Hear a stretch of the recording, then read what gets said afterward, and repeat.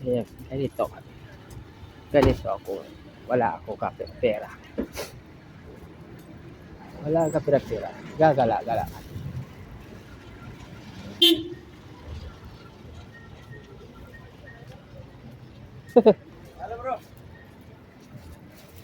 Ayan, maglalakad-lakad tayo.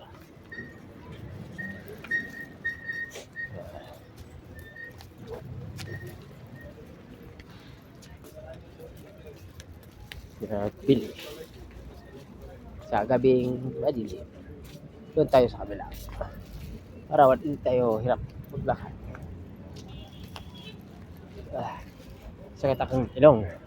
Pahinga ako ng bahing. Ganito.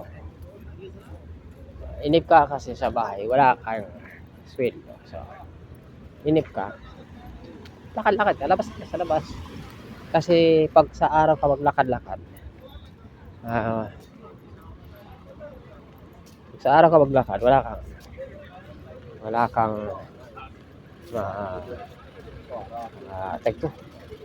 kang makita dahil napakainit. Wala kang buti yung puso.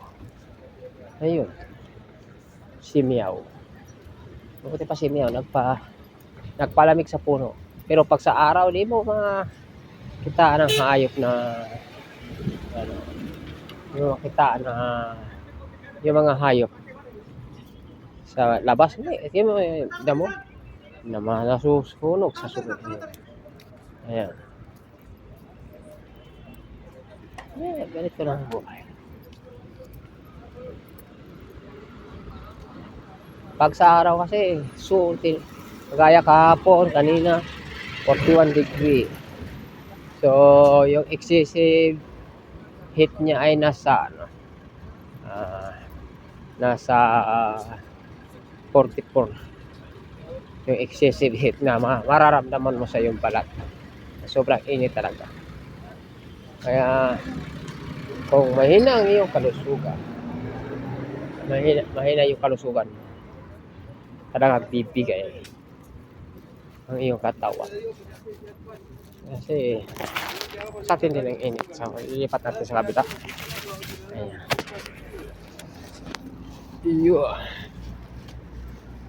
Mabuti nga ngayon kahit na at gato quarter to 8 na. Punta ka sa bangko, mag-check ka kung may sahod. Wala naman sahod. So, wala pa sahod. Wala, delay kami. So, okay lang po. Wala tayong magagawa. Kasi trabahador lang tayo. Kasi huuri ka man. Hindi natin magagawa. Hindi tayo pwede magreklamo. Dayuhan tayo sa bansang ito. Tatawid tayo. Dito nakakatakot ito. Pag mabagal-bagal ka tatawid dito, di ka nagbantay pa. Manidisgrasya ka mababangga.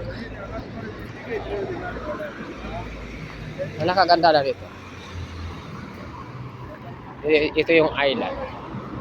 Walang kadamo-damo. Pero siya, malinis. Kasi araw-araw may diyan. May naglilinis ng daan. Alam nyo ba yung kahit ng yung kasadan? Dinadaanan niya ng sasakyan na nagwawalis. Yung may Cabo Negro na Tapos mayroon ba? Bukod pa doon sa may dumadaan na sasakyan, mayroon pang tao na nagwawalis. Ganun siya. Malinis siya. Diba? Mga kapwa din natin ang mga trabahador dito. Patayin natin.